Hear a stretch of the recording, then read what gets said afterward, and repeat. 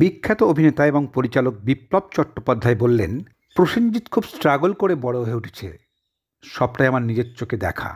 কিন্তু অদ্ভুত ব্যাপার, এই প্রসেনজিৎ সম্পর্কেই বিপ্লব চট্টোপাধ্যায় কেন বলছেন প্রসেনজিতের কথাতেই মোটামুটি আমাদের ইন্ডাস্ট্রি চলে।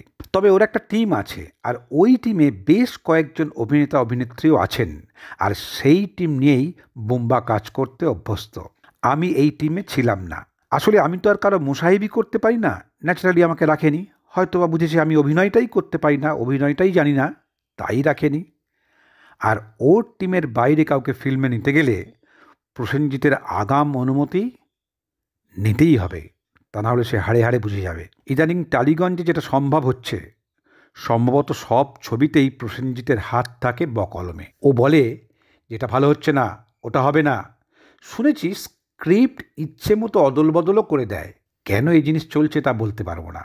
তবে শুধু নিজের ছবির বেলায় নয়, অন্যের ছবির ক্ষেত্রেও ওর অহেতুক এই হস্তক্ষেপের প্রবণতা আছে বলেই কিছু কিছু কথা আমার কানেও এসছে। এই কথাগুলো কে বললেন? না, বিখ্যাত অভিনেতা এবং পরিচালক বিপ্লব চট্টোপাধ্যায়।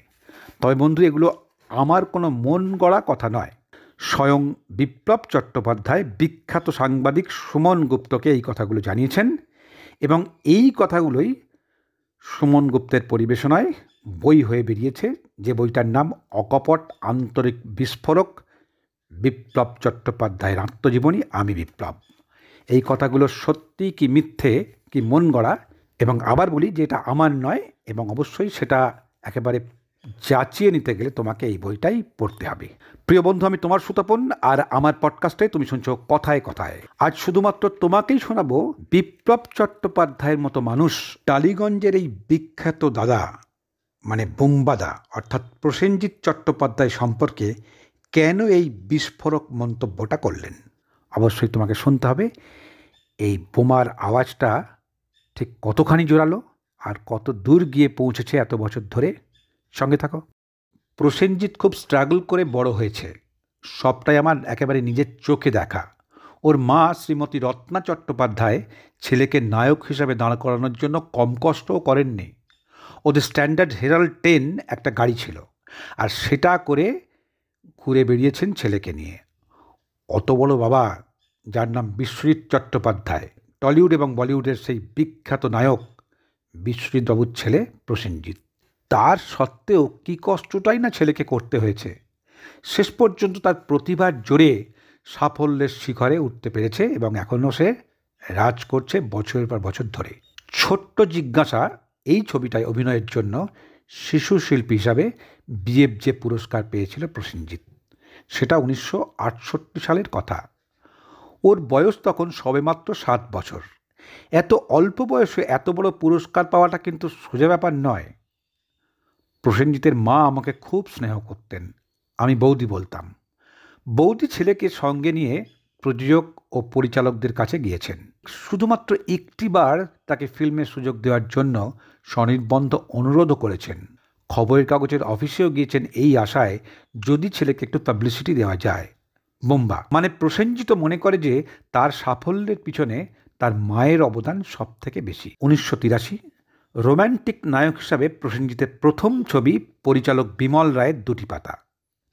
তার বিপরীতে মেন লিডে মিতা দেবরায়। এই ছবির আরেকজন নায়িকা ছিলেন লিজা ঘোষ। ছবি সুপারহিট, প্রায় 50 সপ্তাহ টানা চলেছিল ছবিটা। আর এই ছবির পরই নায়ক হিসাবে প্রসেনজিতের গ্রহণযোগ্যতা নিয়ে কারও মনে বিন্দুমাত্র প্রশ্ন ছিল না। এরপর জীবন মরণ, দাদামণি, শত্রু, নীলকণ্ঠ প্রভৃতি ছবিতে ভালো করে কাজ করার সুবাদে তার জনপ্রিয়তা বাড়তে থাকে। নায়কের জায়গা আরও পাকাপোক্ত হয়ে উঠল। তপন সিংয়ের আতঙ্ক আর তরুণ মজুমদারের পথ ভোলা প্রসেনজিতের কেরিয়ারকে আরও মজবুত করে তুলল।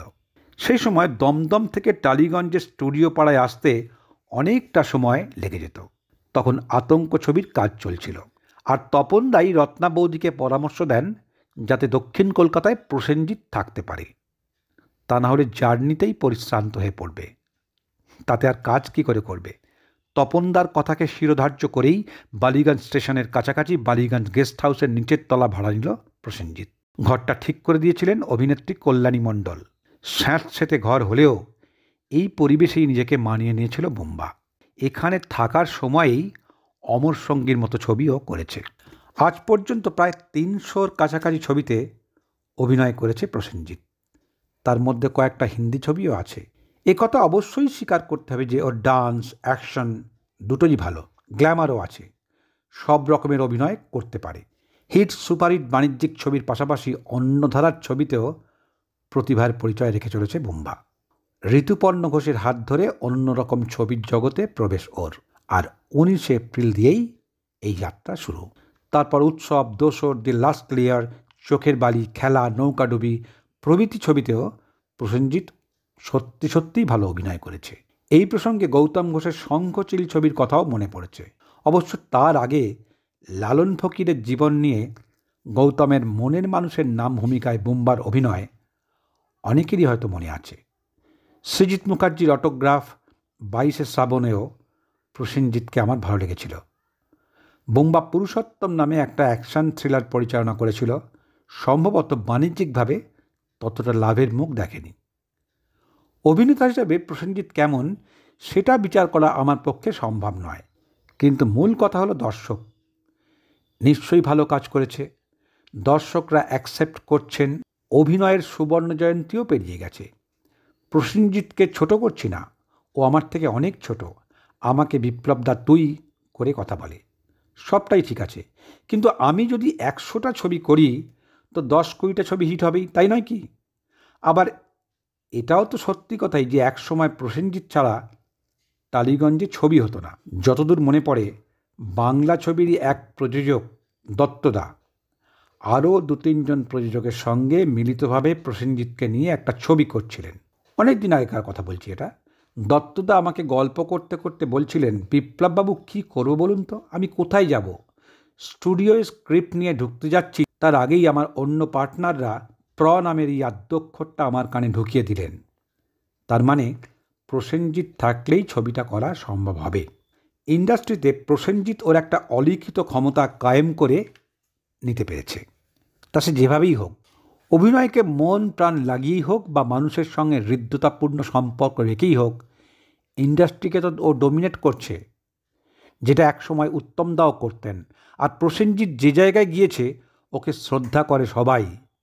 কলাকুশলীদের জন্য প্রচুর কাজ করেছে, এখনও করে চলেছে।